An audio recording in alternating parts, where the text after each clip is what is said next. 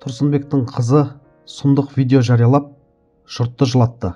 Танымал әзілкеш Тұрсынбек Қабатовтың қызы Айару әлеуметтік желідегі парақшасында әкесімен байланысы туралы жазба жариялап, видео бөлісті.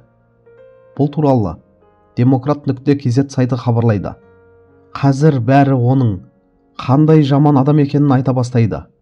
Бірақ ол мен үшін әрқашан ең жақсы әке болып қалады. Мен оны бұл өмірде бәрінен қатты жақсы көремін және ерекше бағалаймын. Күйеу ретіндегі рөлінде мүмкін өзін жақсы көрсете алмаған шығар, бірақ әке ретіндегі рөлінде ол нағыз әке атағына лайық.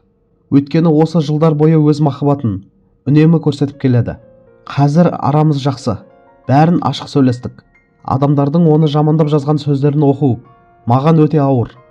Себебі саған жақын адамды ренжіткенде шынымен де жаның ауырады және бар күшіңмен қорғағың келеді. Бірақ менің қорғанысымды ешкім байқамайды, деп жазған Айару Тұрсынбек қызы естелік видеосымен бөлісті. Оқырмандары Айарудың естелік видеосына қатысты. Көңілім босап, жылап отырмын. Бәрінен де балаларға қиын болды, деп пікір жазуда.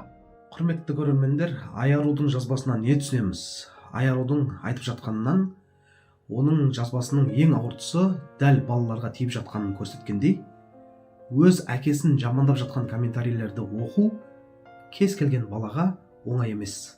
Ал Айарудың ол мен үшін әрқашан ең жақсы әке болып қалады деуі жүректі елжіретеді.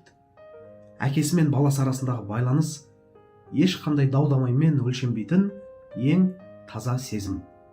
Бұл видео мен жазба көпшілікке сол бір шынайы мейірім мен әкелік махаббатты еске салғандай. Қоғам тек сырттан бақылап, әркім өз пікірін айтып жатқанымен, шын мәнінде ең үлкен соққы осы балалардың жүрегіне тиеді. Айарудың жамандаған сөздерді оқу маған ауыр деуі көп адам ойлануы керек дүние. Әлеуметтік желідегі пікірталастардың артында тірі адамдар, олардың сезімі, жан жарасы бар екенін ұмытпаған дұрыс.